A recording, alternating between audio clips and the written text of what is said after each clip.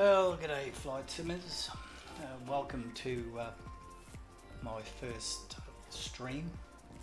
Finally seemed to get things started up after problems with microphones and things like that. So anybody watching this in chat, please feel free to tell me if the sounds are right, the music etc. is okay.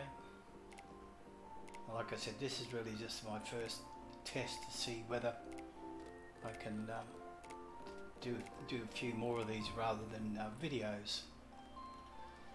To start things off, we're in Cairns, North Queensland, Australia. It's in the tropical area to the very north of the country. That just happens to be my hometown. This particular airport, which is Yankee Bravo Charlie Sierra, it's not a very big airport, but it's probably about the 6th or 7th busiest airport in Australia. And the reason being is lots and lots of tourists come in, because just out there on the horizon is the Great Barrier Reef. Now, to actually go out to the reef, most people travel north to a place called Port Douglas, and they go out to the reef on these catamaran type boats. It only takes about half an hour, so it's very close. And one thing about this particular airport runway, that's runway 15 down there, and runway 33. This end. I would say about 90% of the departures from Cairns will be from runway 15 and down the other end, because the winds blow mostly from the south up this way. It's only during hot days and summer that runway 33 is used. This particular runway here, it's closed off, it's not used anymore. It was originally for light aircraft, GA aircraft. One thing about departing from runway 15 is that as soon as the aircraft lift off in this direction, heading towards Cairns City, at 400 feet they have to do a fairly sharp turn to come back up this way, and where they actually end up intersecting a VOR that's sitting here somewhere. And once they hit that VOR intersect, they then head out that way to the east. Those aircraft travelling to the south will head out and then down towards a waypoint called Swift, and those heading to the north, of course, will just head up in that direction. A lot of aircraft come in from all over the world, a lot from Southeast Asia, from the hub at Singapore, a lot of American tourists, British tourists, particularly German tourists, so extremely popular tourist spot. And just mentioning, the reason why the aircraft got to do that turn is because this terrain up here. I must admit, in all the years I've been here, I've never seen a Boeing 747 arrive at Cairns or take off, because I think maybe because the strip is, the runway is a bit maybe too short for them, and also because they would really have to make that sharp turn to avoid that terrain.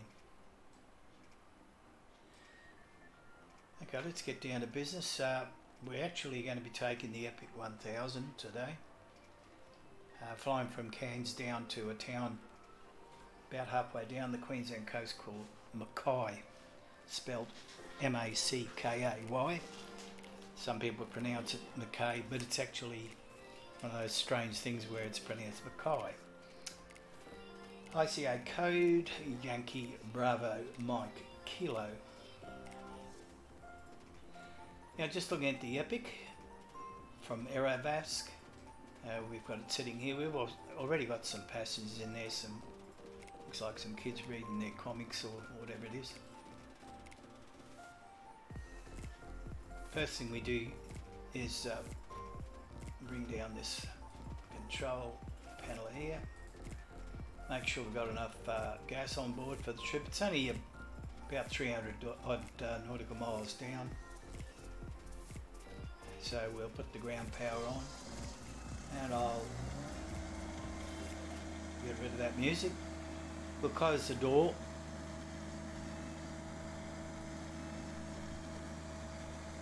The inside's a lot quieter, but that does sound a little bit loud, so what I might do is go in and adjust the sound.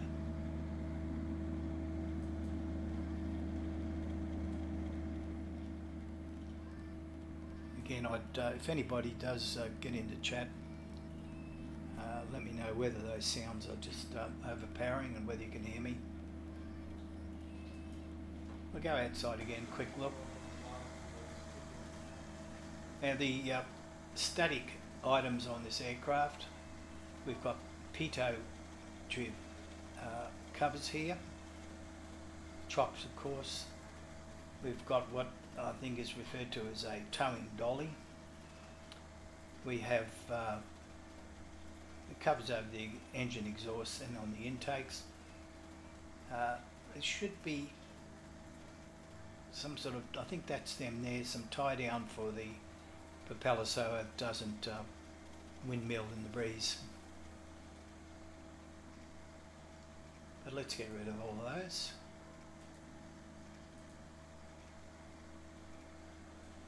And they'll disappear when I hit that.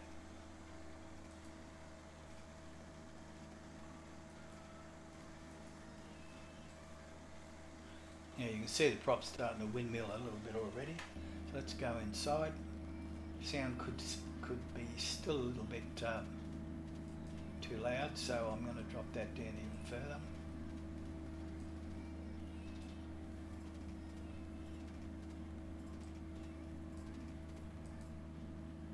Get rid of the music altogether. Let's get there. Okay. So GPU comes on, fires up the PVD. We'll put on our batteries. Now fuel today, well, will be, you can switch over from left to right, but what I like to do is turn on both those pumps, and later on we'll put on the auto select. I'd say power's on from the GPU and everything's lit up inside. The MFD comes up as a big display if we want it, and we pull that down a bit. And the first thing we've got to do now is work out what our flight plan is. Might make that just a little bit bigger.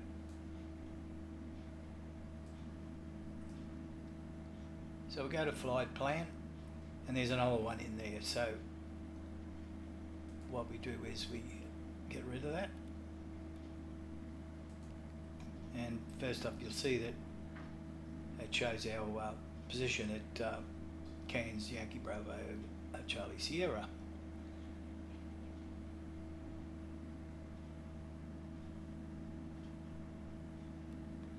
Now I've got a plan already organised from Route Finder. So we've got to travel all the way down past all my saved games, so saved routes.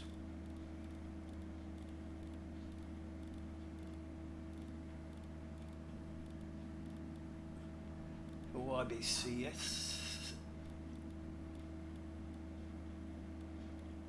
and to YBMK, which is Mackay. We hit enter. Have a look at our flight plan, and you'll see already it's got our waypoints in. It's an airway there, and the altitude is showing up here at 20,000, which is what I put into Route Finder. You'll notice all these altitudes are in white, and what that means is that they're advisory. You don't have to fly to 20,000. If you were to highlight these, then the aircraft would want to fly to 20,000. If, say, for example, you were at YBCS, you're only at 18,000 feet and you had to be at Townsville, TL at 20,000. If you highlighted that, then you could arrange for the aircraft to go to that height and stay there. Anyway, I'll come back to that later when it comes time doing our VNAV. But of course what you do is you can run down all the different waypoints right down to Mackay Airport.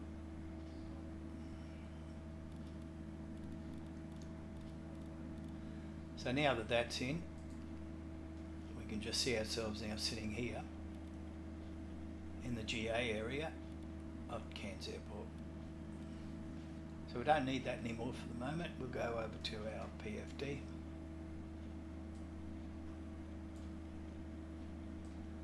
I have this on a assign button on my joystick, so I can just flick them on and off. You can move them up to a second screen, which I do from time to time as well. Alright, so a couple of things. The first thing we do is let's have a look at active sky. We're at Cairns. Looks like the weather's pretty good. We'll look at our briefing. Expected wind conditions, weather conditions. And then this is typical 0-8 degrees at 5 knots. And the candidate runway is 15 to be expected. QNH is 1010. So first thing we need to do there. Now with the Aerobask Epic 1000, you can either click these buttons or you can enter with your keyboard. It's very, very handy. Okay, we're going to fly to 20,000. And what we're going to do is we're going to set up our vertical speed while we're here. And this aircraft will really go up it'll rise very, very fast. I believe even 4,000 feet a minute. I don't ever do 4,000 feet a minute. I think that's a bit too fast. I like 2,500. And what I'm going to do now is already going to hit the nav key. We should now look at our squawk. There's no ATC on at Cairns at this time.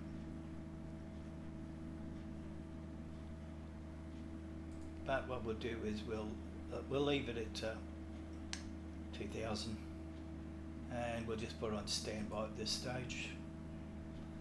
And that's all we need to do with that.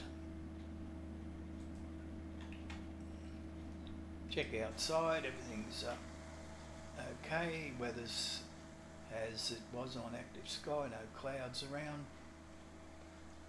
And as I said before, it's going to be runway 15 down there. Now because this aircraft can really get off the ground very quickly, I'm only going to taxi out to here and then go straight out. Now as far as the departure sit is concerned, yes, if you're in a tube liner, you are not allowed to travel straight over that way if you're going south. You've got to do that turn that I mentioned before. But with this particular aircraft, because it's light and fast, I'm just going to go straight out. I'm not going to bother with anything in SID that's going to take me all the way out there and then back down.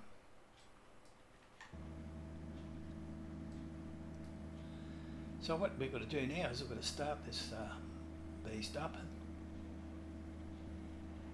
Now first, the next thing we've got to do is make sure that our fuel control is all the way down to idle off, fuel cut off, and our prop is back to fine.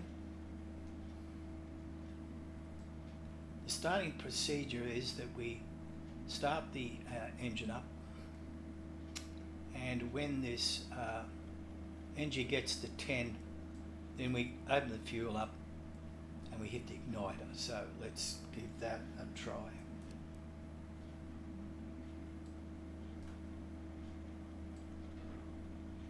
So already it's up to 9, so we'll bring that forward. and we'll hit the igniter. Now while I'm letting the engine spin up, we'll put on our nav and our beacon, which I should have done earlier, and we'll watch the engine, the prop, speed up or spin up. And we can have a look at our torque. It's sitting just below the 10, and our NG is 54. Now at this stage, this is where I push the prop lever forward to course. We can then do away with the igniter, and we activate all these buttons. The autopilot button here is only to supply power to the autopilot. The autopilot is here to switch on. So our trim pressure, autopilot, our pressure air, and that's all we have to do there. We do go over, because we're going to be flying at 20,000 feet, passengers are going to need oxygen, so we turn that on.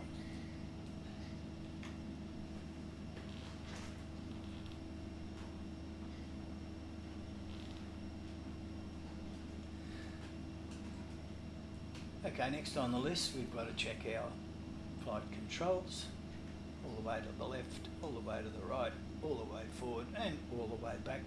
And you'll notice on the Aerobask Epic there's not a lot of travel in the yoke. It's our foot pedals.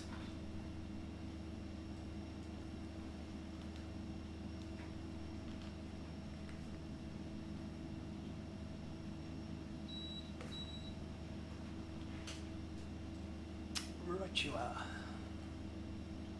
We're ready to taxi. And we'll do our pitot on, and we'll do our stroke when we get out a bit further. Handbrake on this aircraft is here. One thing I do not particularly like about the this Aerobask is if your arrow is here and you want to move anything, you can't. It's got to be outside. Same thing with the MFD. You can move it all you like and nothing happens, but outside it works. Setting the flaps for takeoff.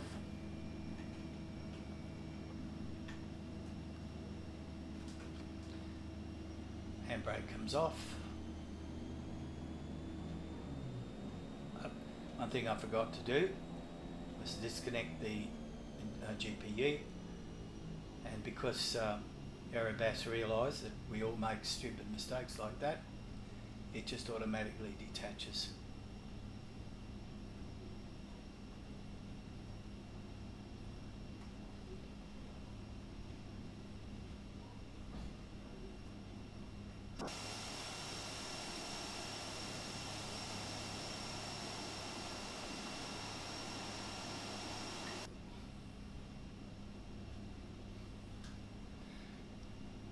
Now, unfortunately, the freeware for this particular airport, my hometown airport, is not very good. Unfortunately for us in Australia, we seem to have been forgotten when it comes to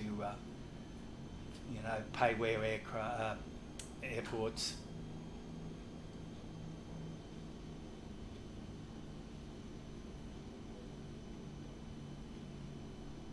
The irony is that Orbix, who obviously everybody knows, the scenery for both P3D and X-Plane, they actually originated in Australia.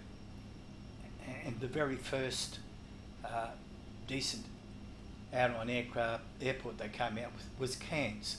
And I think that's because one of the founders actually used to live in Cairns. But unfortunately, as I said, Orbix have forgotten Australia. There's auto download here, but again, I wouldn't think it's all that good.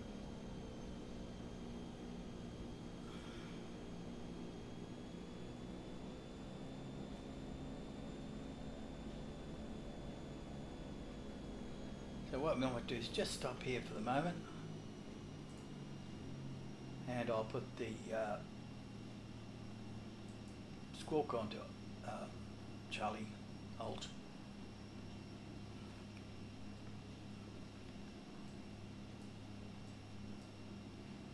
We'll put on our landing lights and we'll put on our strobes. I'll just check the throttle situation. No, there, it did it again. Unfortunately, my assigned throttle lever is back to front. It works now, but that's what happens. So the remedy for this is don't try and start the aircraft again using the start. It doesn't work, as you'll... Oh, sorry, made a liar of me.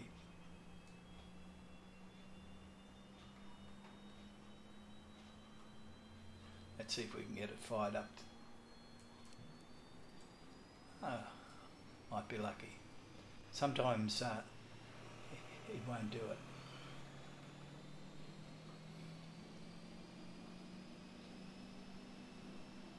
I got lucky that time.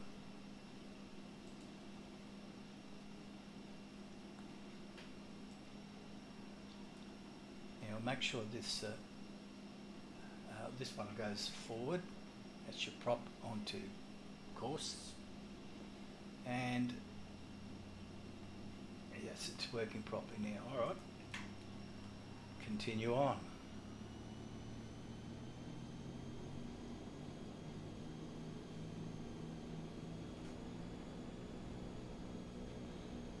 This aircraft pulls to the left because of propeller torque.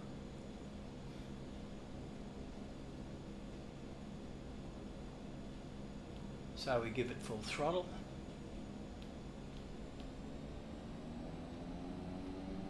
Watch for that pull to the left. There it goes.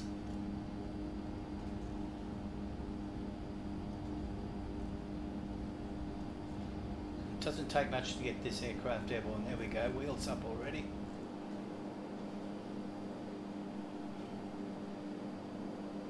Gear up.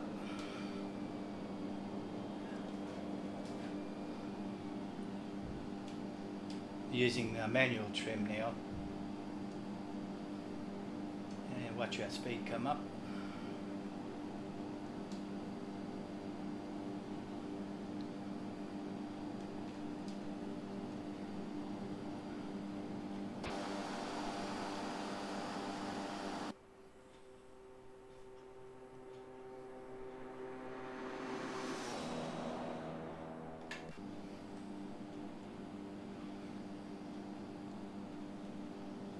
Now we get her all set up nicely, trimmed up, pulling slightly to the left there because it's probably a bit of a cross wind there. Let's have a look. No.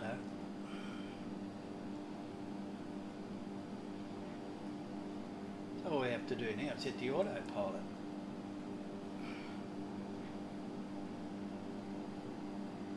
Automatically, now you can see the speed is set at 2,500.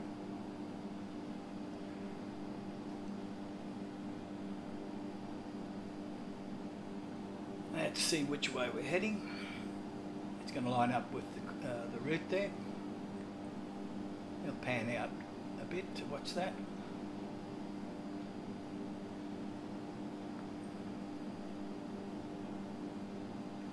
Alright, let's get rid of our taxi light at least.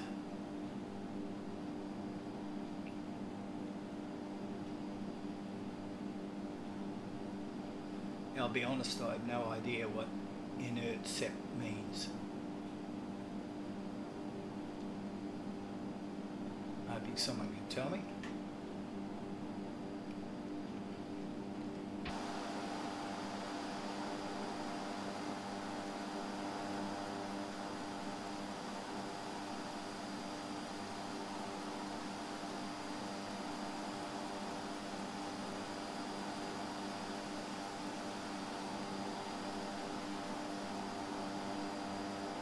If we were to travel over to the east there, you'd see the odd reef, or section of the reef.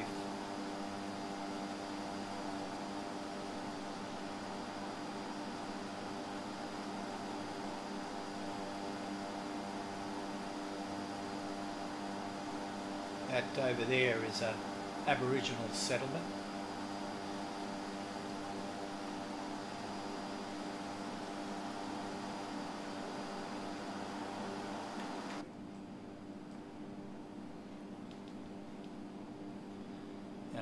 Again, I'd like some advice about the sound.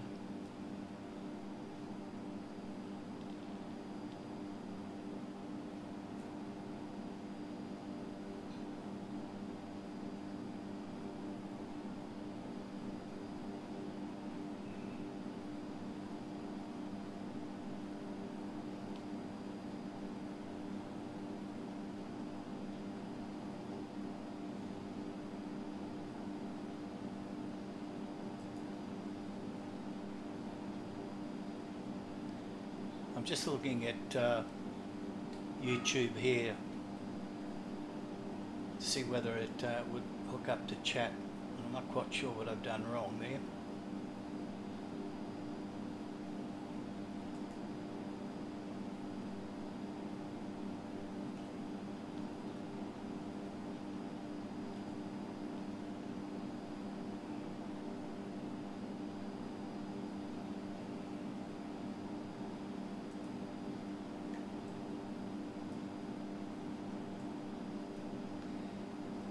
And we're steadily climbing.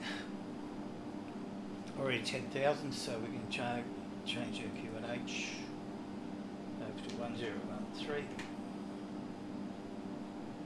Turn off our landing lights. Make sure our gear's all the way up. Our flaps are all the way up, which they weren't. Now you'll see this will speed up.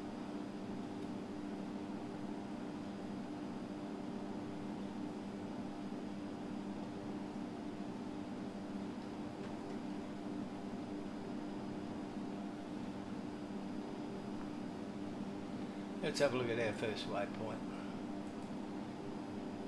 Porzo. Yeah, 15 nautical miles from there, and we'll be at 20,000, which is our cruising height.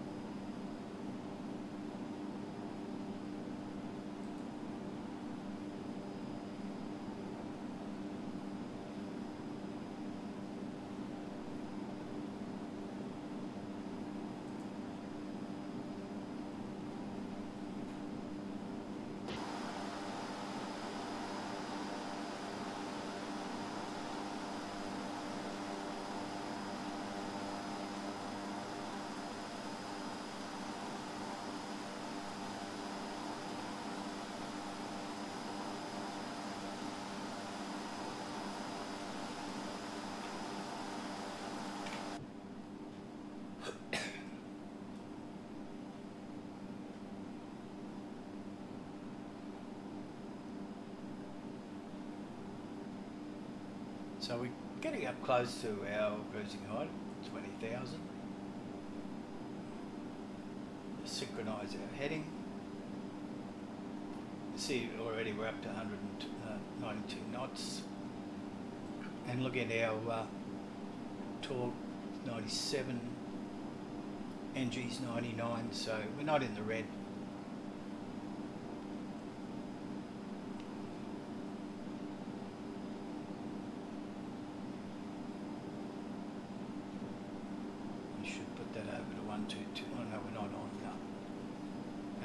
I'm going to worry about.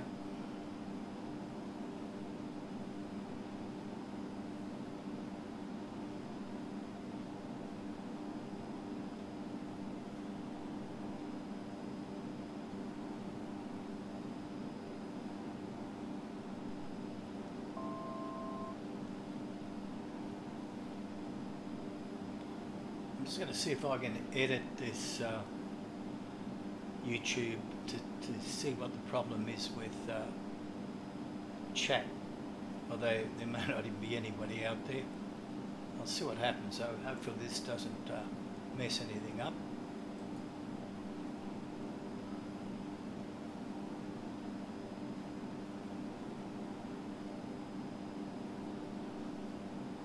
No.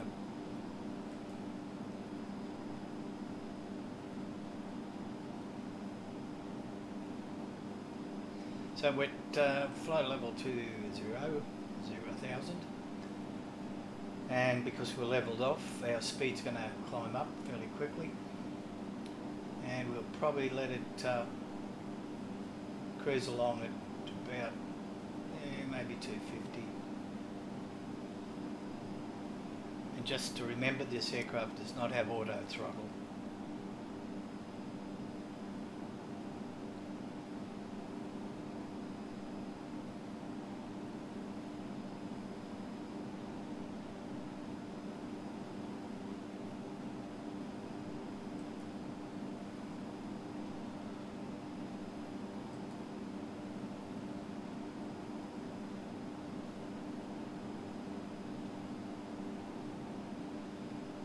I've just gone into the stream settings, and it looks like live chat is enabled.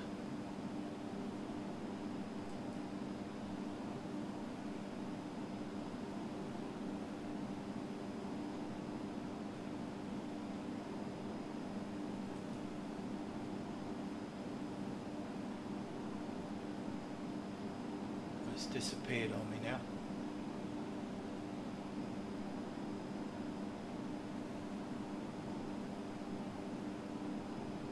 Try that again.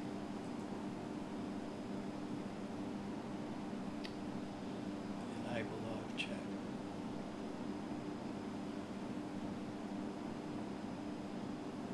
Go to replay. Save that. Oh, there it is, back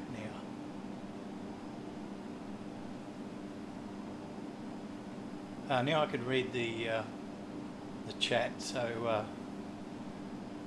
forgotten. Oh, hello FTP, how are you? Hard to hear yet. Hard to hear me. Okay. What I'll do is I'll put the mic up more, and you can tell me if that's better, if you're still there.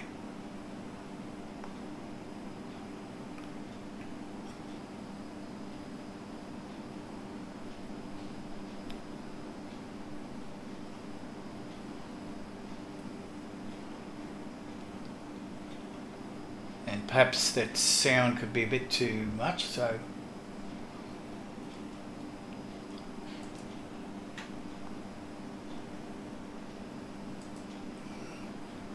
let's drop it down a bit.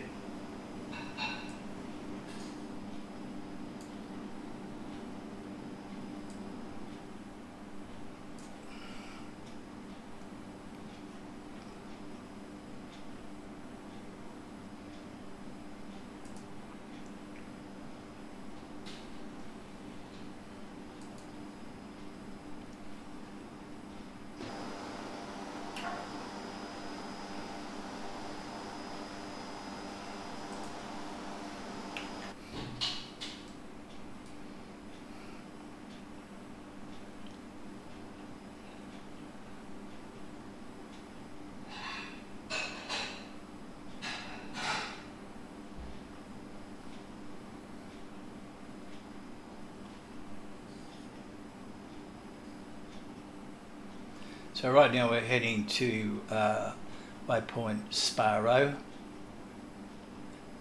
30 nautical miles away. As we get down here, I'm going to show how I organise things for a VNAV descent. So while we're waiting for that, I'm going to bring up back AV tab.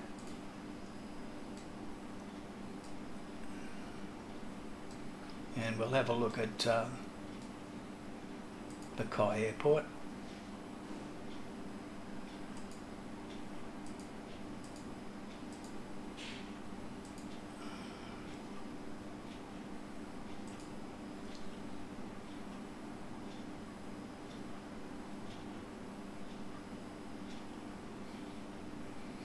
Right, so first off, I suppose I should go to Active Sky and have a look and see what weather conditions are like down there.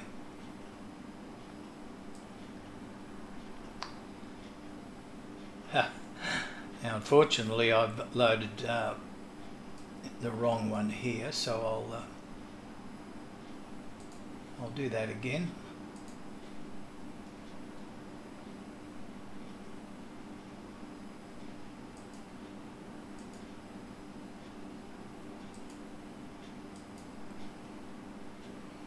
See what that's like. Briefing. That's better. Expected weather conditions there. We've got winds at 360 degrees and 10 knots. And that means our candidate runway for landing is probably going to be 05. I think it's going to be 32 from memory. I'll make a note of QNH, it's 1009. So now we can go and have a look at our arrivals. Well, first off, look at the airport.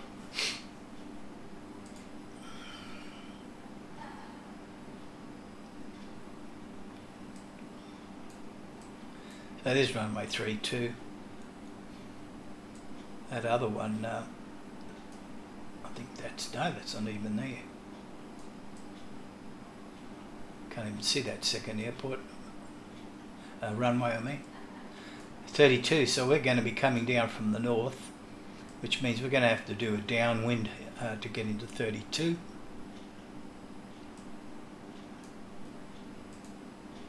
Well, let's have a look at our arrivals. I'll just move slightly over here. We can just see what the arrival situation's like there. Dagsy.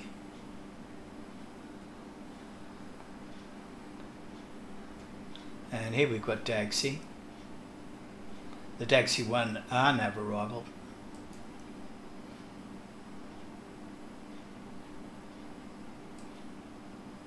So there's Dagsy.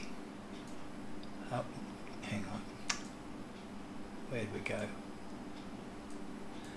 There's our runway. 32's here. So it'll be Dagsy.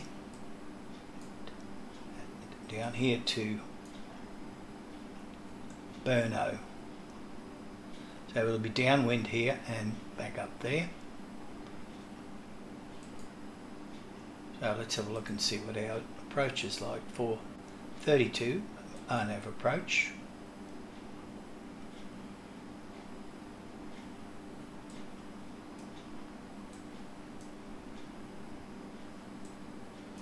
There's our Brno. That's going to be our IAF initial approach fix. And just looking down here, we've got to be into the final approach fix there, which is Bimsky or Bravo Mike Kilo Sierra India.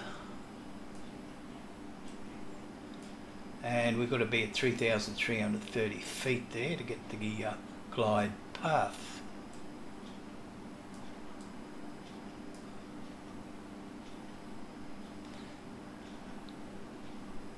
Now we can go ahead and do that. I'll leave that up. Now let's have a look at our progress.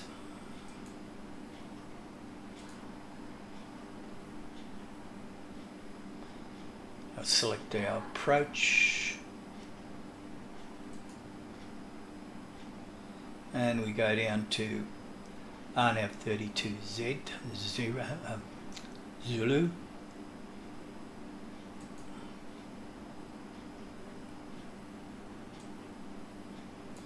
Here's Burno, and here's Burno.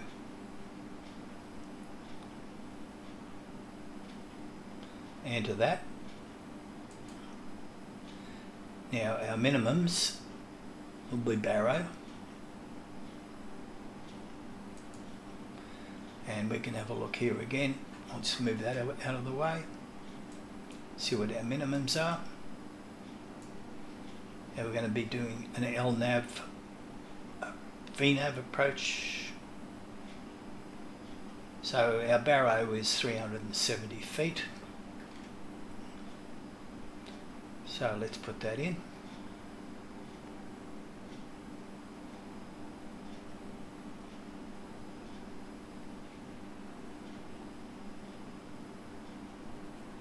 Enter that. We won't be activating the approach until we're close, so at this stage we just load it in. We can have a look at it in the flight plan, and here's our approach. Right, now it's initial approach fix. It's designated because it's in small letters and small numbers and blue. It's 4,700 feet. The next waypoint, which I'll run up again here, is that Bimsky, and we've got to be at 3,300 feet. So hopefully that's when we can go for the RNAV approach on the glide path. Okay, so we're set up.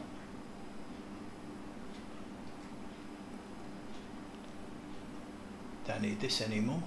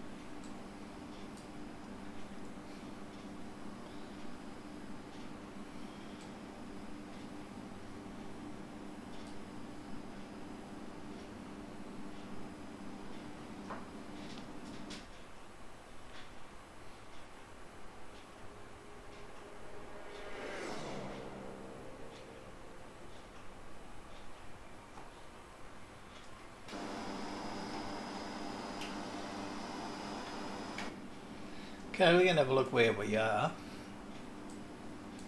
We can move the flight plan out of the way and just check the map, the running map, whatever they call it.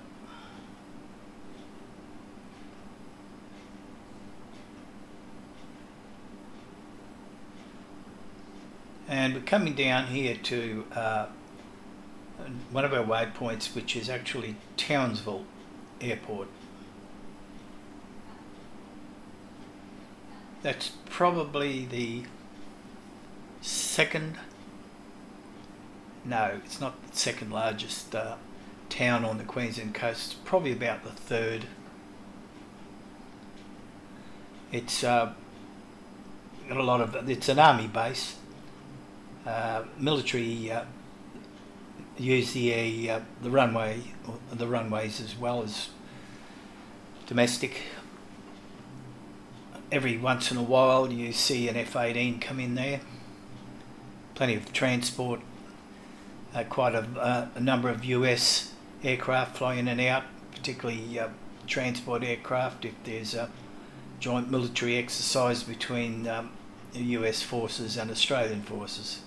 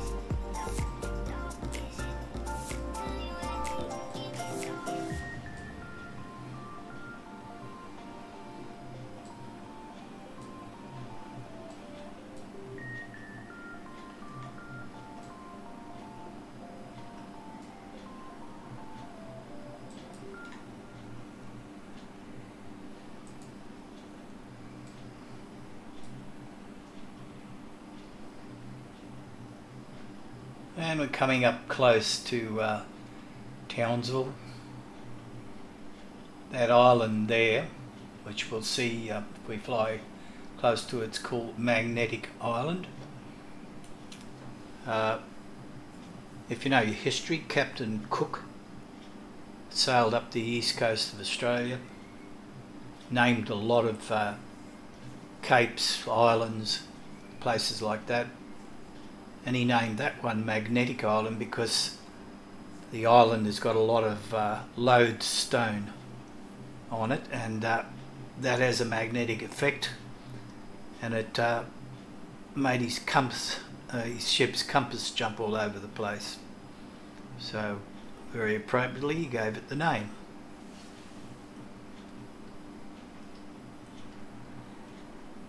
And that's it there.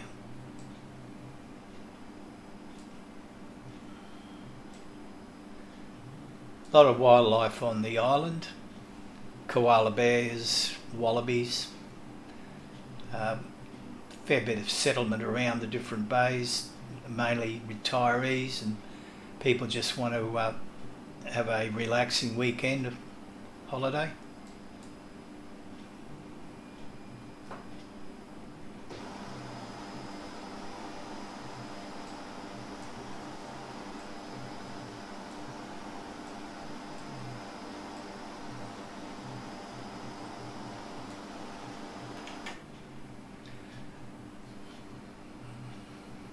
That's Townsville we're looking at there.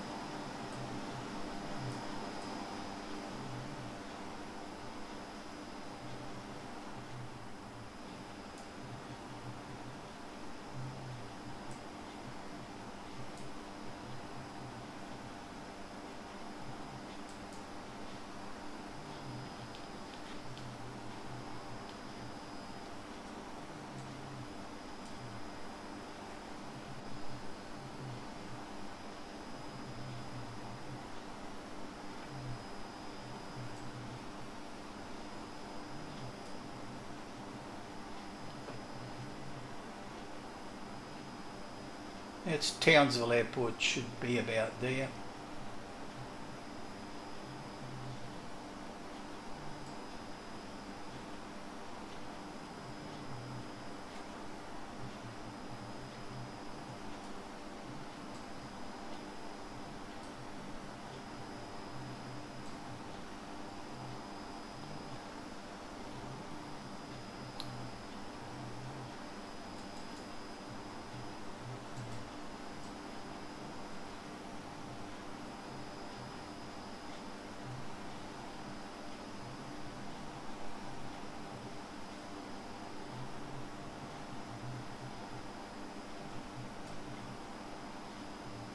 Now we can see the runway there, and that I remember right up here is where the Air Force has some hangars and maintenance facilities. Now we should be making a turn here very shortly.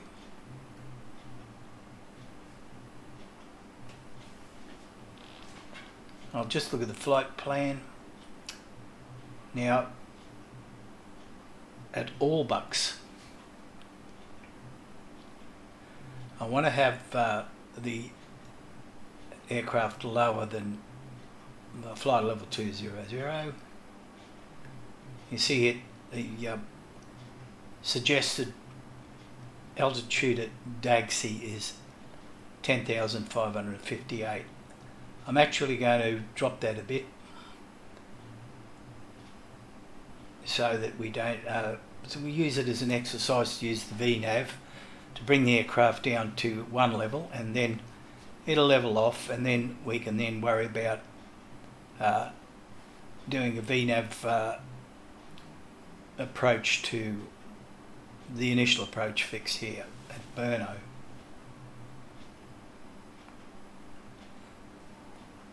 So what I'll do is I'll go ahead and change that a little bit early in the piece, but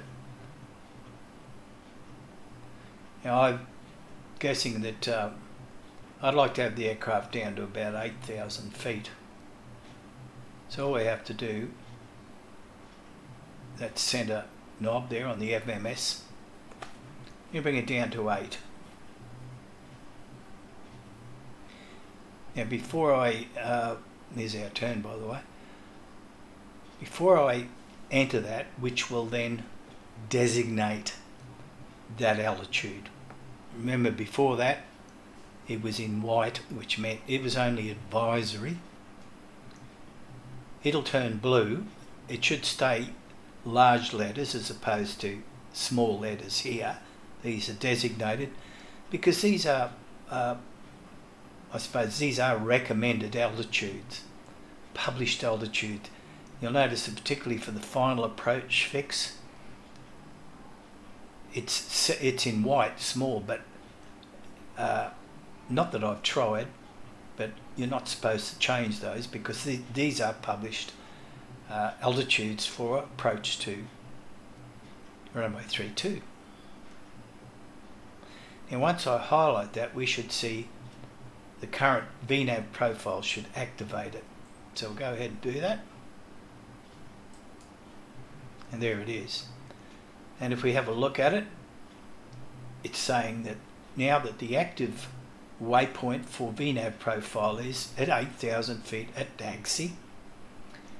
The vertical speed target is close to 1,600 feet per minute, and the angle of descent is 2.5.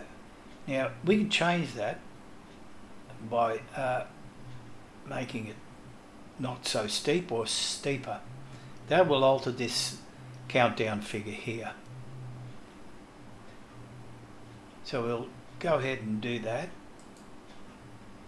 I think we've got to first off, I've got to highlight it, bring down the highlight. And we can make it say, let's see what happens here, 2.4, to go back the other way. And let's make it 3. And if we enter that, you'll see that the time to descent is now 16 minutes. That's basically because as you're flying along and you take a deeper descent, the steeper the descent, the later you have to leave the actual VNAV descent. Anyway, we'll enter that. Okay, it tells us that in 15 minutes we're going to descend. Hope that's clear. The next thing we do is we go over here, and you'll notice that in the PFD that it's entered 8,000 feet up here, and that's what this aircraft is going to aim to do. The one thing you have to do is you have to match.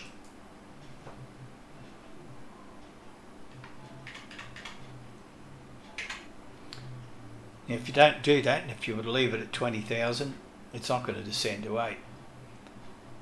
I believe you can make that less than 8, say 7,000, ready for the next step.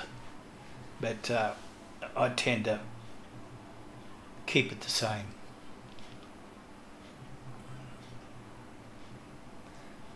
So getting back to our flight plan, 14 minutes we're going to descend, but we have to activate VNAV. Normally you do that within 5 minutes or less when you reach that point. Now the next thing you can see in this particular flight plan is that we go up to DAGC, and you'll see it's in blue, it's designated.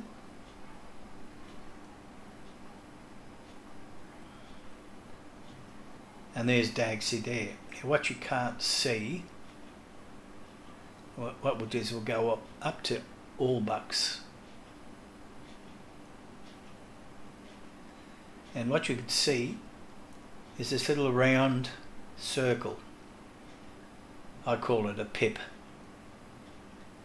That's the actual point of descent, that the aircraft's going to start descending. And what you'll see is as the aircraft comes out here, it's still got about 40 nautical miles before it hits all bucks. You'll see the aircraft approach. And as we get closer, that time will come down. When it hits 0, it should be right smack on that point. If I extend the range out a bit, we can probably see the aircraft.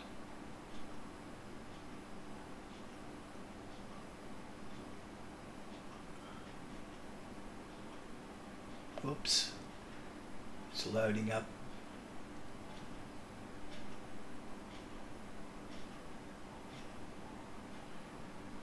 Can't see it just yet.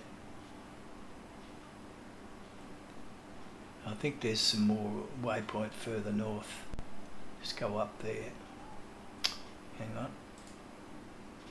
Got to keep your cursor on that outer ring.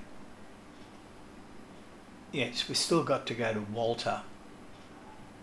Yeah, that's the next waypoint, Walter. So yeah, we've still got a fair way to go.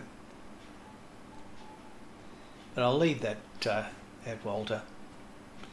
We just got to watch our time here.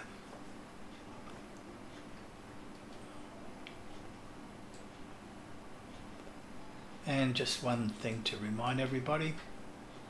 This aircraft does not have auto throttle, which means that as the aircraft starts to descend, you've got to use the throttle.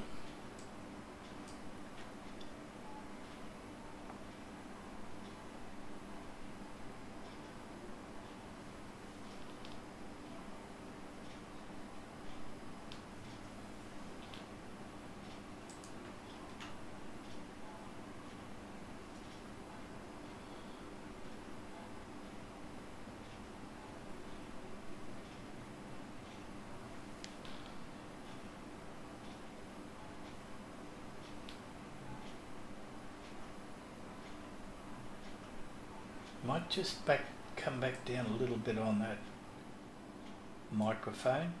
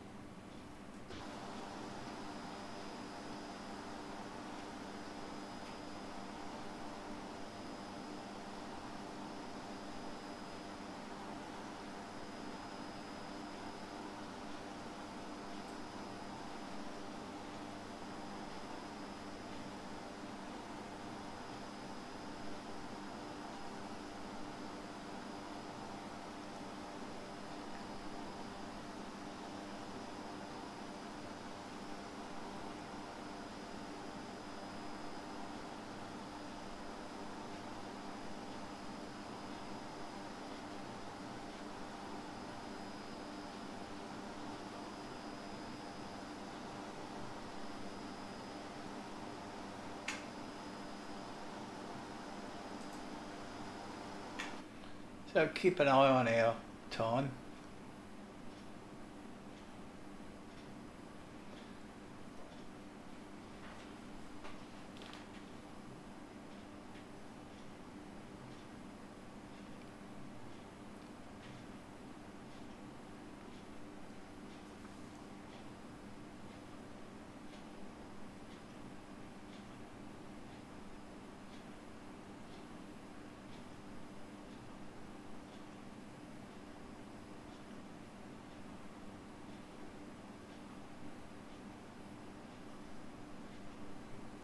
Okay, now we're coming up to our next waypoint at Aerobask.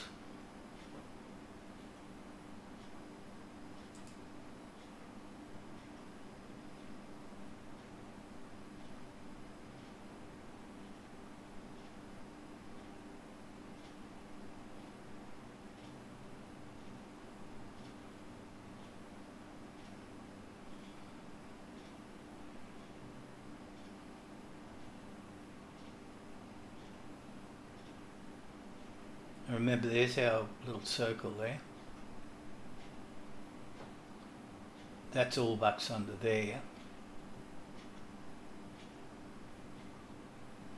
It's next to, that waypoint's next to an airport, Bowen Airport. That's Yankee Bravo Whiskey November, I think.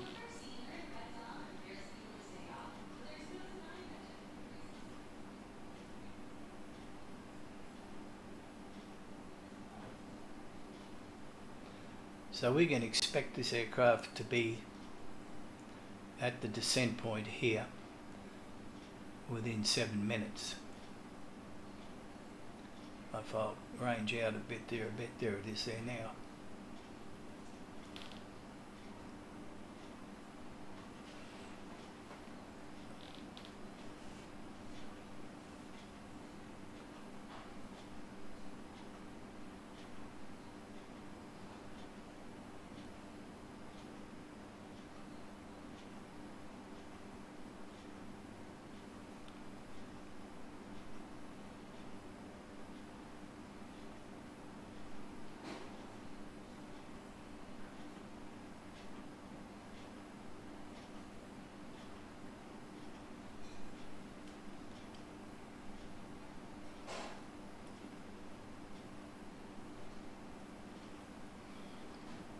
Some pretty neat cloud outside.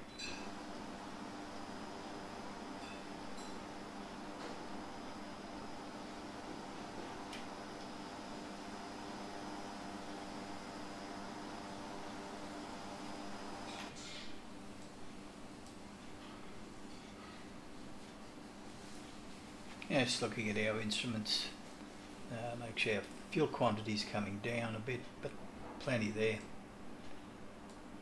I've got the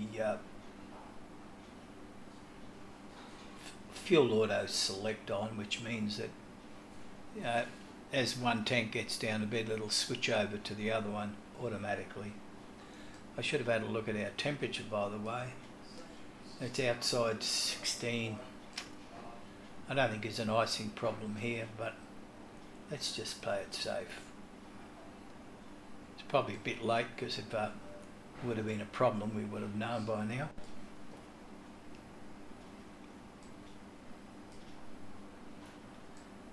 Aerobask have placed this little instrument in here too, which I'm not quite sure entirely how it works. Now that sets baro by the look of it. And you push that. I should read up on it.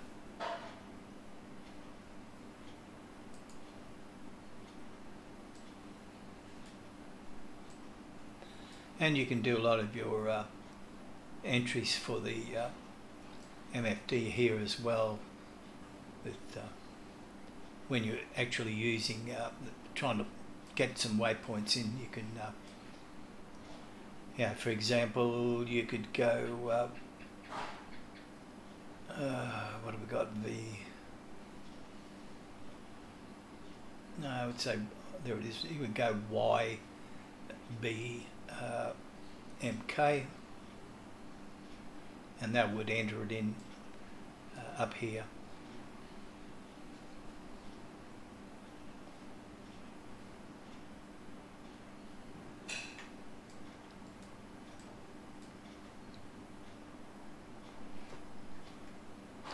So we've got 4 minutes now to our descent. So what I'm going to do is, not on here, I usually do it on the PFD, and I just watch what's happening over here. we can activate a VNAV, and you'll see something come up here, which is the V path.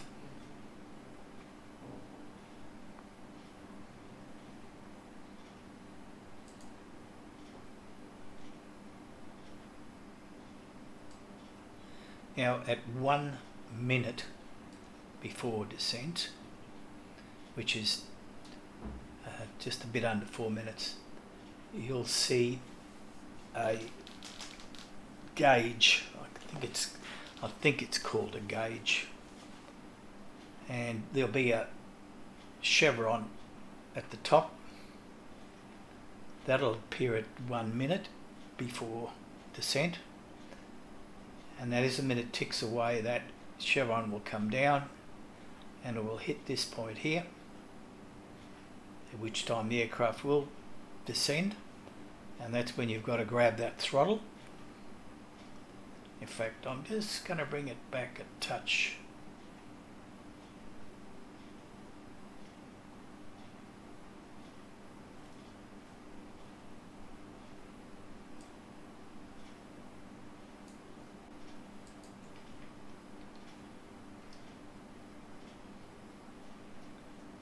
I should have turned the igniter off. You don't need it once the engine's started, but when I had to restart it there earlier, I completely forgot it. It's just been ticking away trying to start an engine that's already going.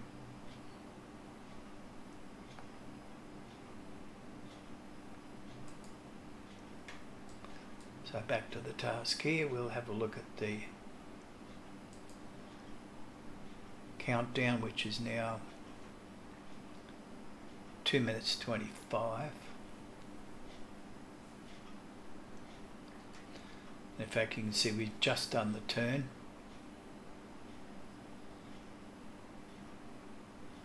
To all bucks. I'll just come in there, the range in a bit closer. And here's our circle, which we'll hit in 2 minutes.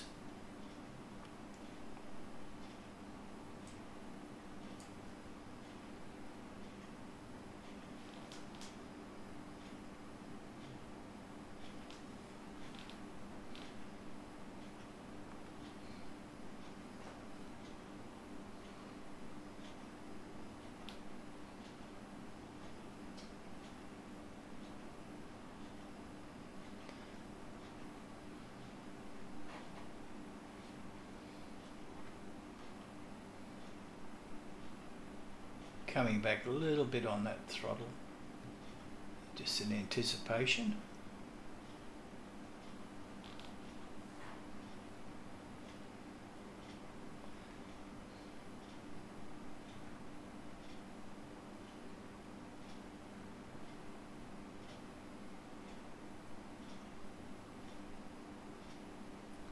So we should see the gauge or the scale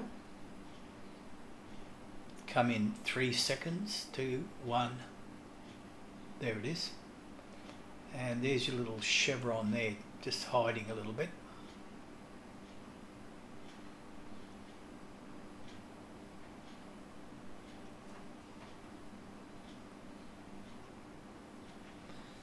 And this here, I believe this chevron here is your descent rate. It'll probably pop up here a little bit.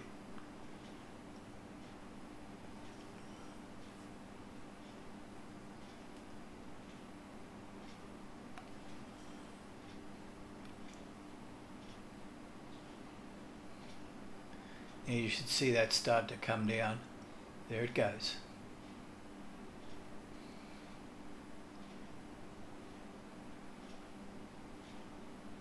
So it'll hit here level and we'll see the aircraft start to descend. And there we go. So come back on your throttle and I'll try and maintain about 240.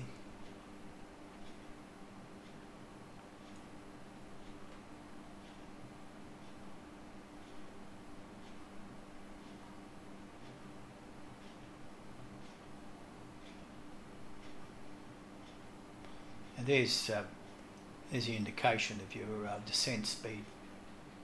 Rate of descent. Okay, we'll just keep it close to 240. Now if we go back over here, we've now got time to bottom of descent. So in 6 minutes roughly, we should level off at 8,000. And then we go into the next phase. Now what I am going to do now, which I should be able to do, I flew in here the other day and I had a lot of problems with capturing the glide path. So that's 4,700. I'm going to want to get down to say 3,000, the same as the next approach fix, 3,330. So we'll change that. This should work. Let's take 3,300. See what happens when we enter it. And it's in blue. And it's designated. So it should work. I hope.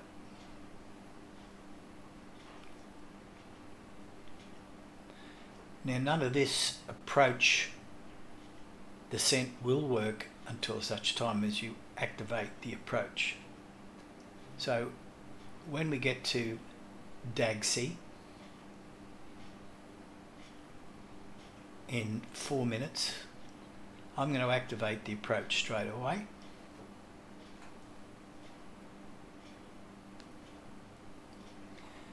And that should then show Brno as our active nav waypoint.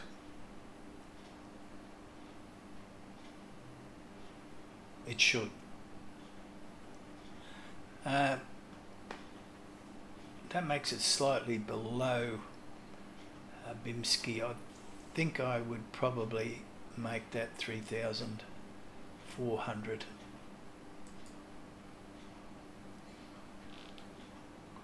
That means it should just descend from, what's that, that's 70 feet from that waypoint to that one. So it's actually making Brno the initial approach fix, which is, hopefully, that's what I want.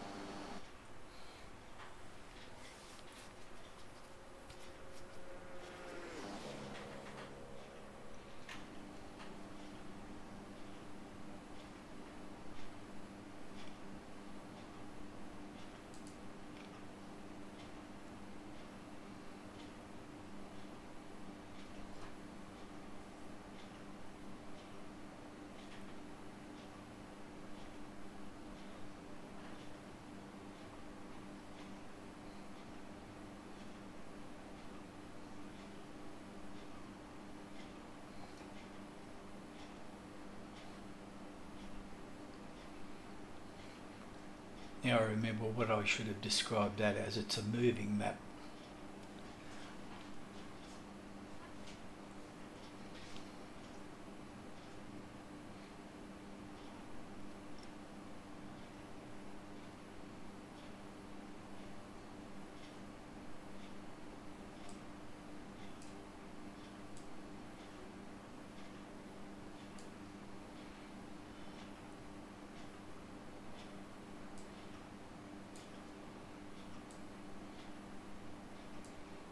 Suppose I should bring that down. We can see then what's up in front. Transition height for Australia is 10,000 feet. We've got our GeoNH already. We can double check that. I'll just refresh it. have a look at our briefing, go down to Mackay, and it's 1010. It's changed since the last time. 1010.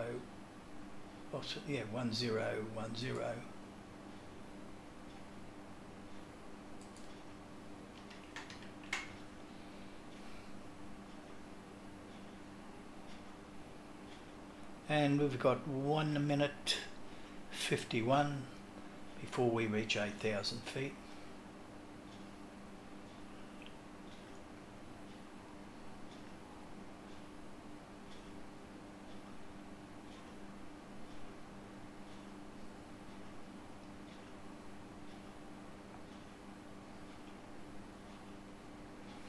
That speed's got away from me a bit, so I'm going to drop that right back down. Let's enter in our QNH.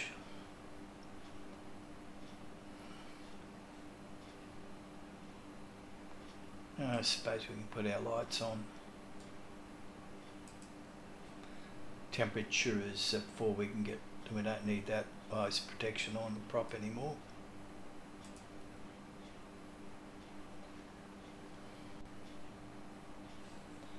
So now we're getting close, 1 minute.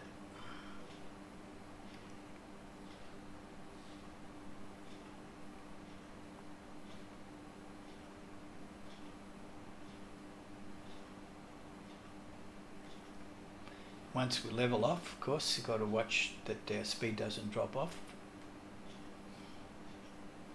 There's the 8,000 come up now. It's 1,000 feet before leveling off.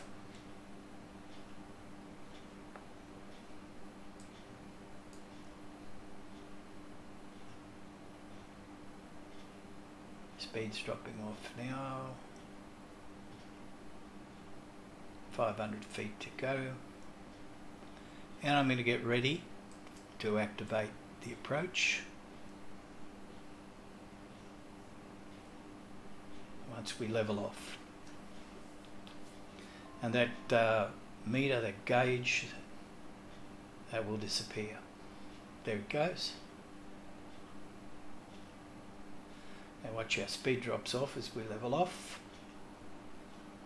It doesn't matter if we come down a little bit. Okay, so we're all level.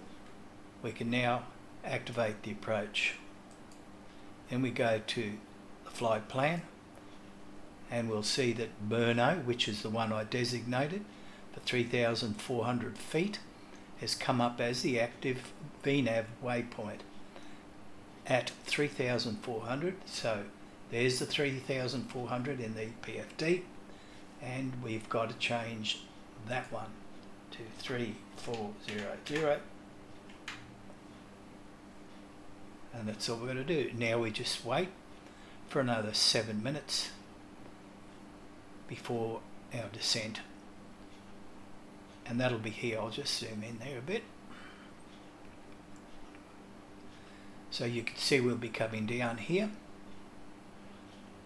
We should hit 3,400 feet at Burno. Do the turn over to Bimski. And we should be at 3,300 feet. Should be able to hit the approach.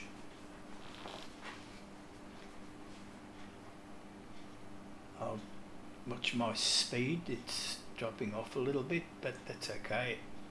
230, 240. Nice comfortable speed. 6 minutes to go.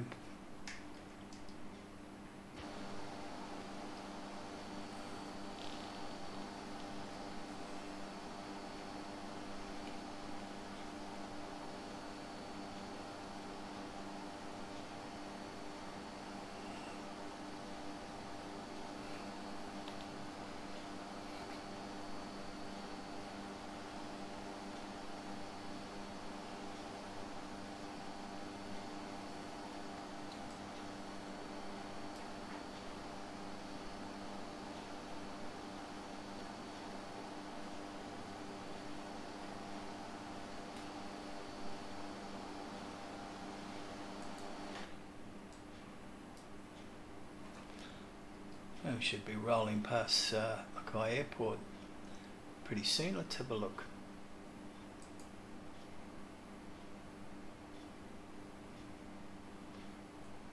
Still a way to go down here. 5 minutes 30.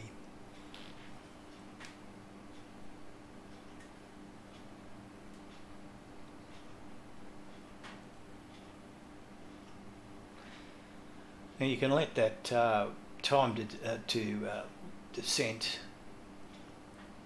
That's a bit odd. That shouldn't be reading time to top of. Oh yeah, TOD. That's okay. You can leave that right. Activate the VNAV right almost to the last second if you want to. But I believe it's within the 5 minute time frame. Notice that we've still got the -3 descent path still up. I could have changed that, but I'm going to leave it at 3. I think the default's about -2.6, something like that.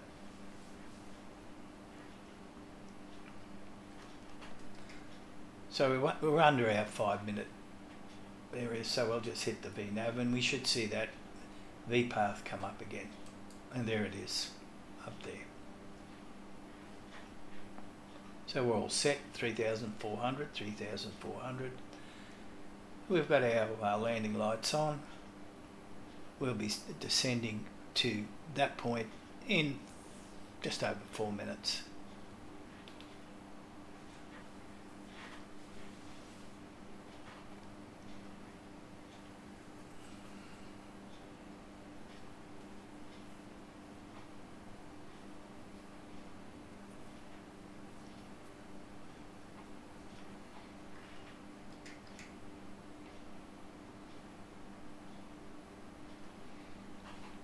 One thing I forgot to do, should have pulled back the prop a bit to fine, but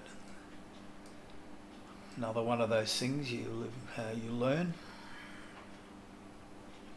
Not going to bother changing it now.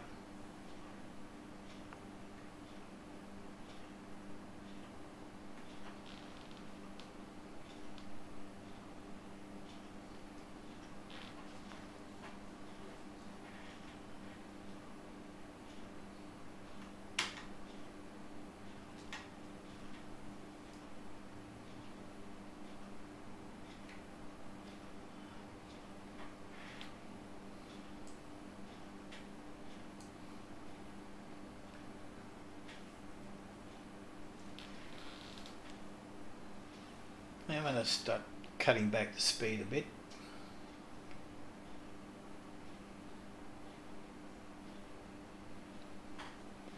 From what I understand too, as you come back off the speed, this will adjust automatically.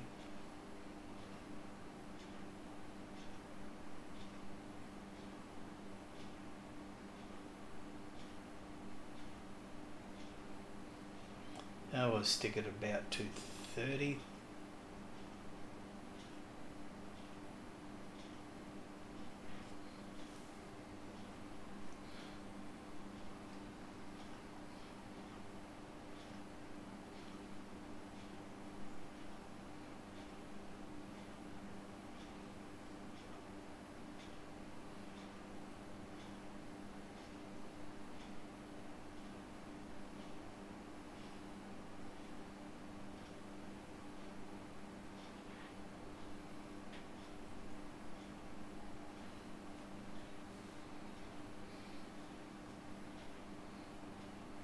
Let's have a look, we can see that plane, that aircraft. Wrong one.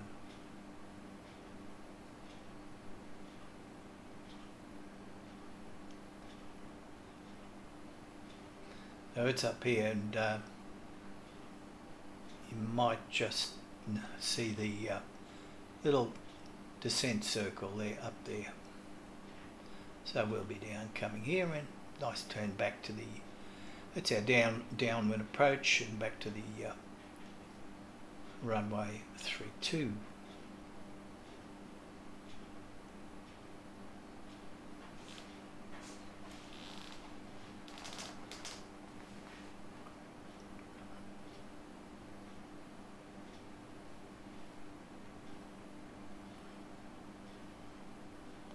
So our descent gauge just appeared, a little chevron there, 230 knots. Keep matching the heading.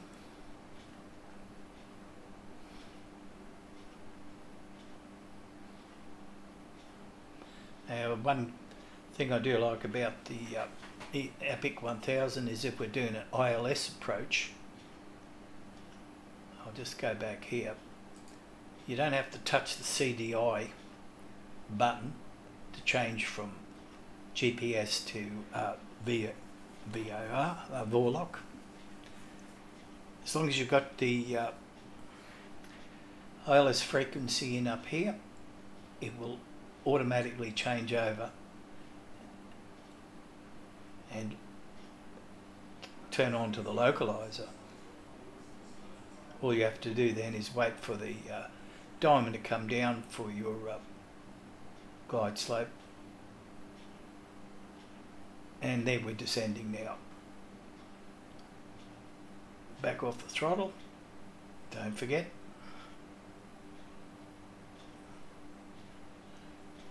And we're coming here, we've passed that little circle.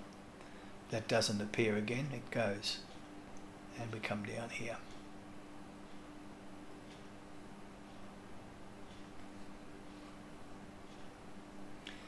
And sometimes the G1000, sometimes, doesn't acquire the glide path or glide slope. I've had cases where it just went around in circles for a little while and then finally located it.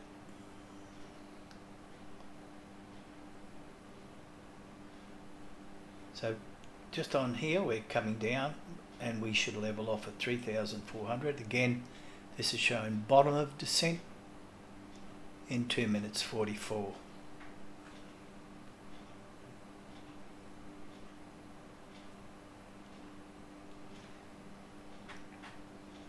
And G1000 is fitted to quite a number of GA aircraft now, including Cessna 172s, your Beeches, Beech Baron. The only thing is with the Cessna, when you're only flying at very low altitudes, 6,000–7,000 feet, do you really want to use VNAV?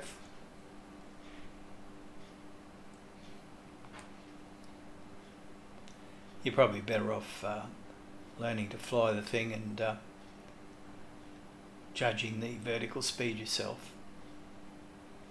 But for an aircraft like this one and other GA aircraft, it comes in handy. I got my speed down to 210, that's pretty good. 210, 220, so 220.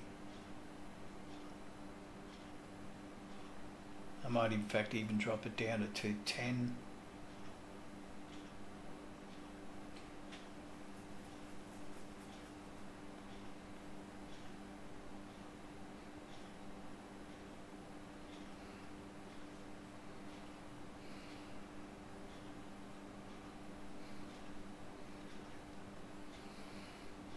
So we don't really need to look at this flight plan anymore if we don't want to.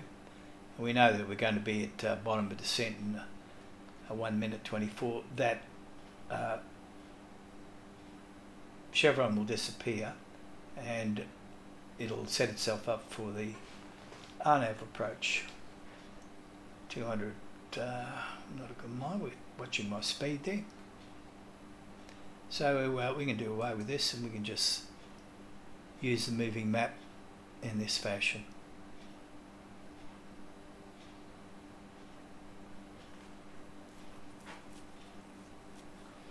1,000 feet to go.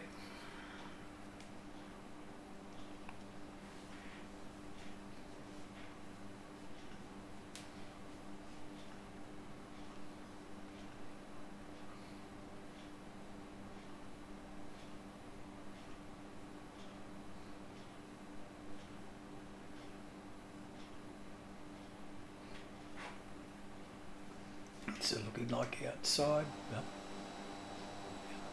It's off the coast now and airport's over here somewhere.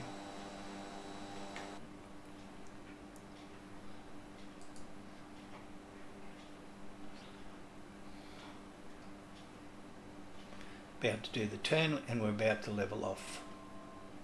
Let's see what happens here. We're at one. I'll drop the speed back a bit. We're doing our turn.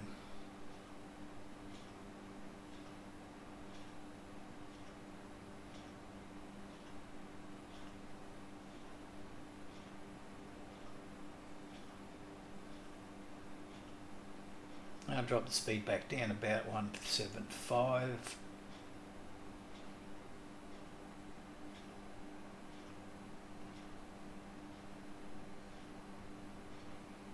As we line up, we should see that, okay, there we go. So now we've got our RNAV ready to go.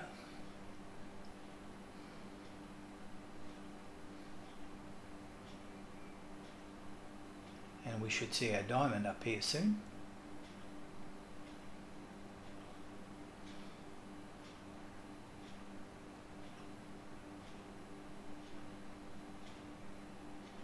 Starting to turn there to get onto the bulwark.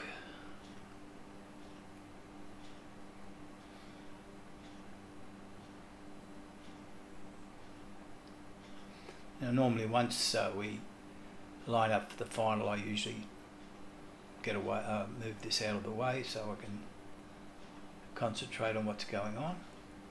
And if for some reason I miss acquiring the V path, make it hands-on. Speed can come off a little bit more now.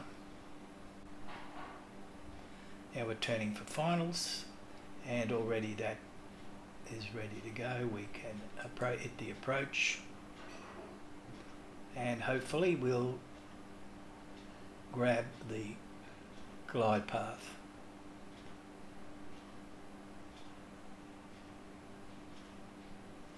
Go over that. Should activate. I think it has. There's the G. There's the green, and we're dropping now. That's good. And what I do myself at this stage, I move this off to my second screen so I've got a clear view of the approach.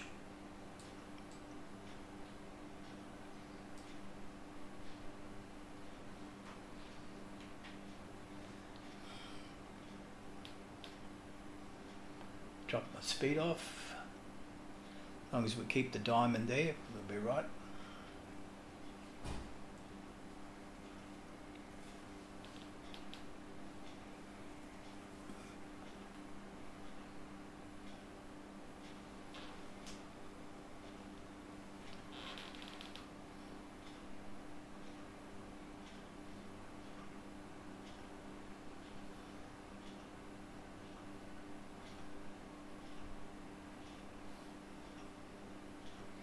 We should see the runway up there. I'm glad that worked.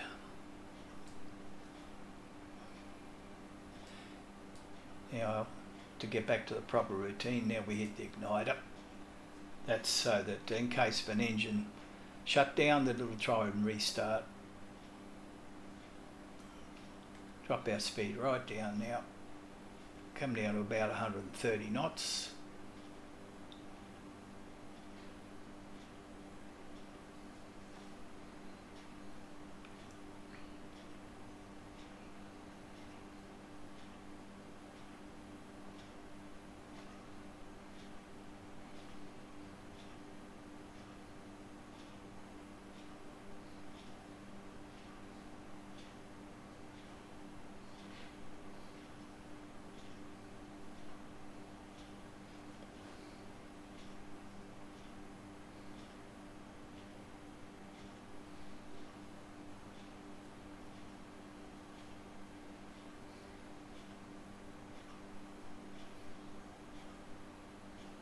And we could take our first notch of flaps.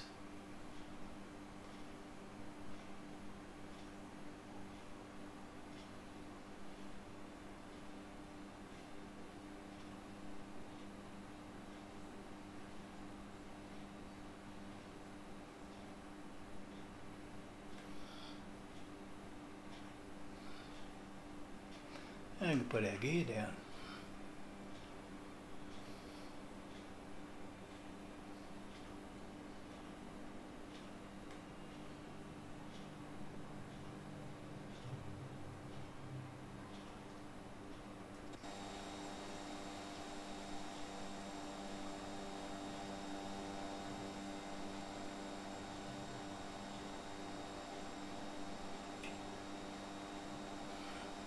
Now my frame rates are taking a bit of a pounding at the moment for some reason.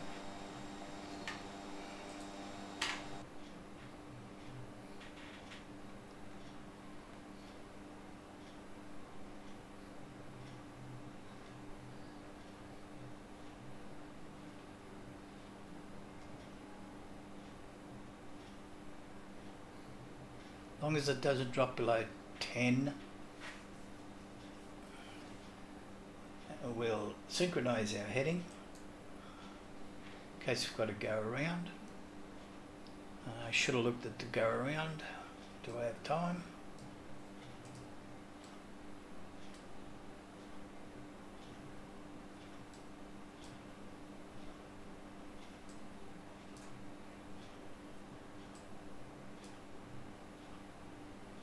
This approach, track that one, turn right, track 334, 2500. Okay. Left that a bit late, but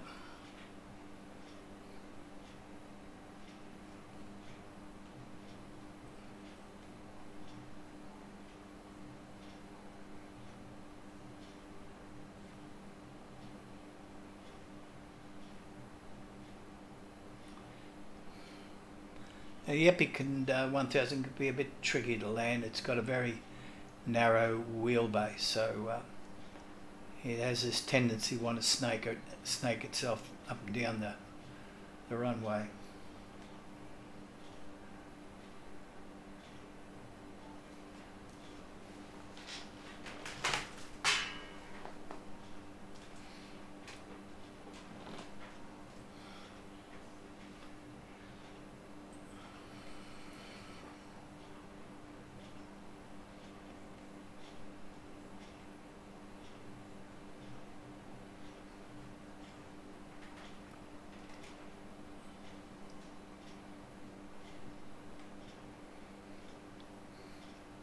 And let's disconnect autopilot.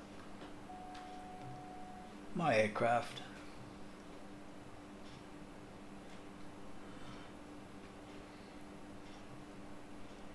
And we'll take another notch of flaps, our landing flaps.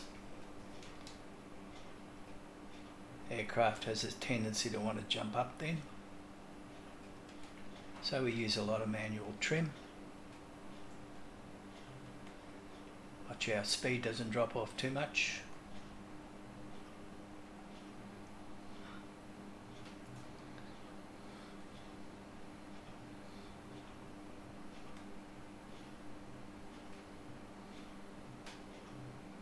Now we can come down a bit now.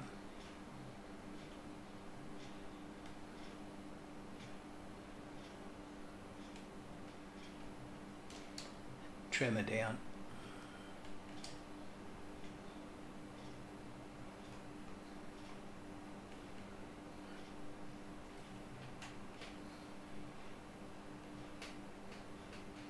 Make sure we miss those trees.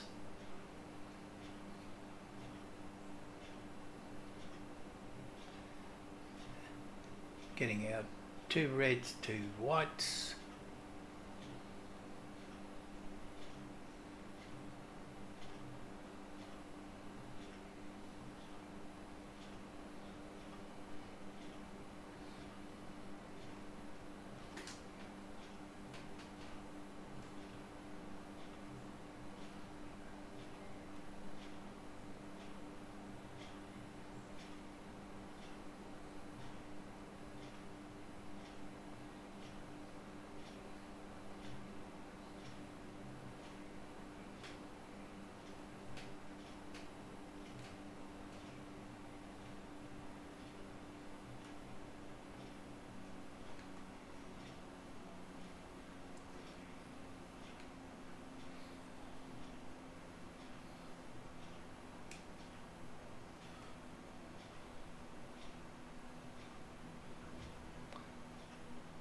and reverse prop.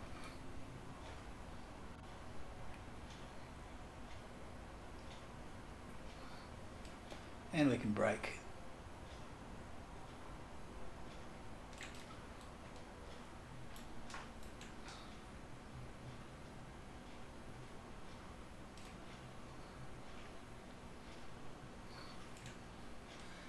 And welcome to Mackay.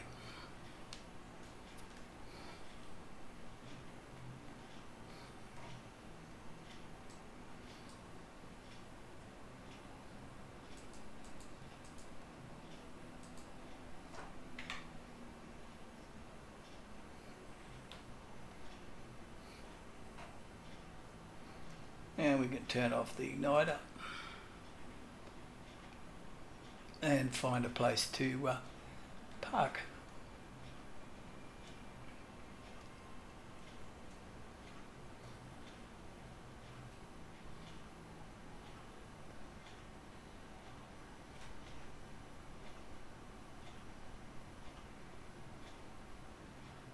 And I think we might have to go over to the right.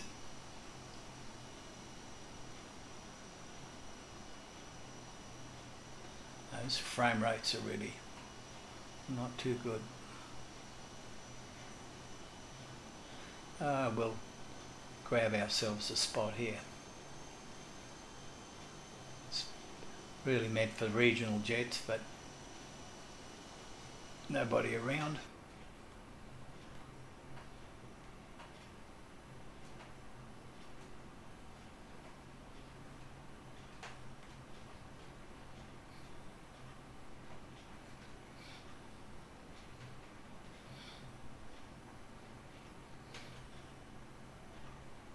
I think we might just leave it here.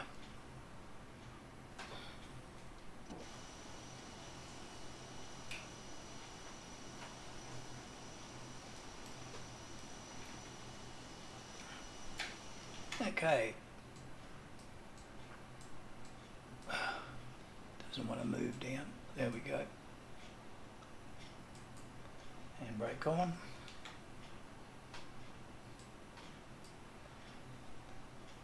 Kill the engine.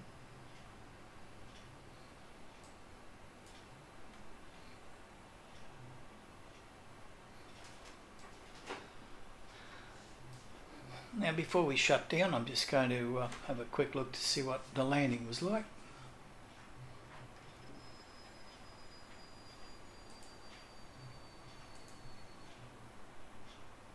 I think it was all right.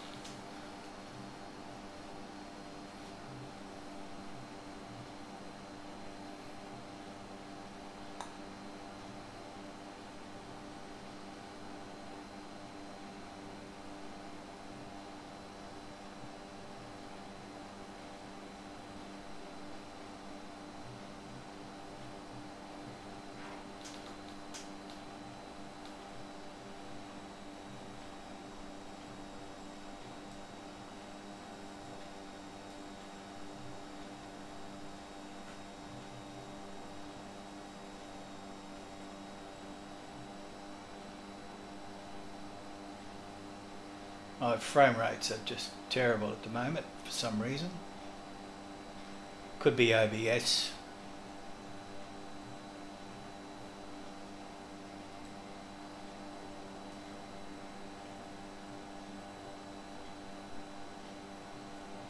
Although OBS has shown 17, 18 frames per second.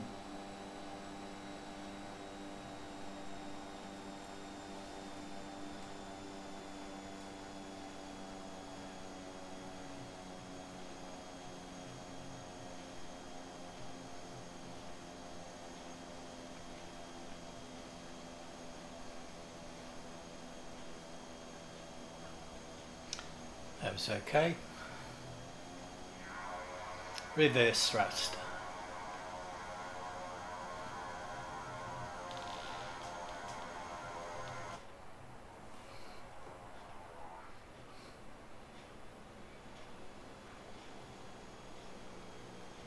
Let's go back and have a look at it.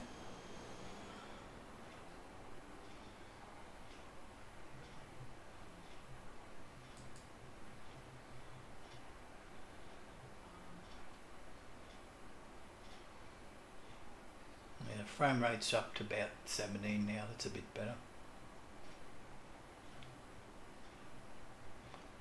Slightly off the centre line, but you have a look at my is that my girlfriend or my wife? Oh, that's the wife.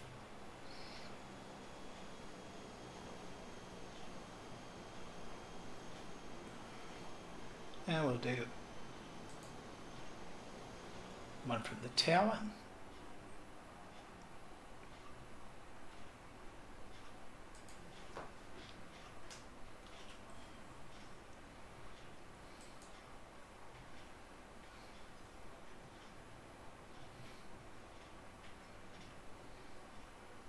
Not a very high tower.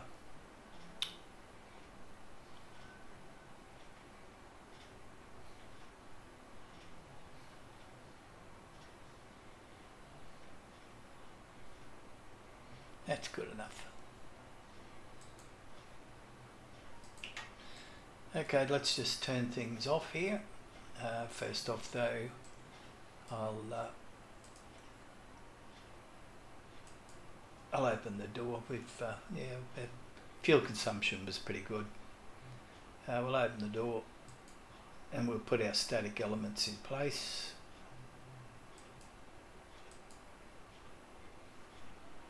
Come on, click.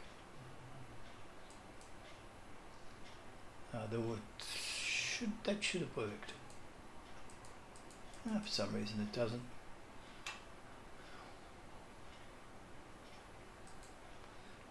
And we'll turn off all our everything.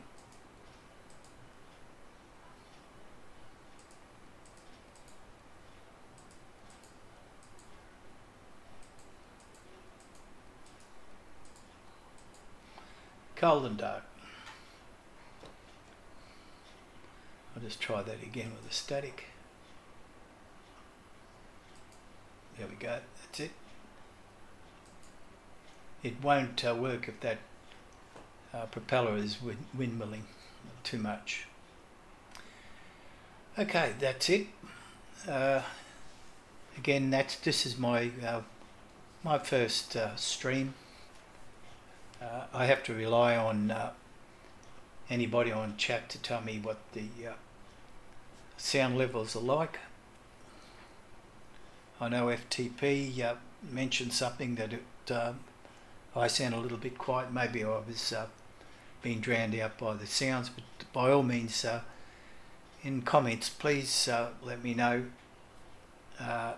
what it was like as far as that side of it was concerned. But in the meantime, I hope some of you may have gained some knowledge out of the use of the G1000 and VNAV. So really this was a double exercise, and hopefully my next stream will be a little bit more professional. And if you do like it, yeah, by all means hit the like button. I don't mind. Okay, so until next time, see ya.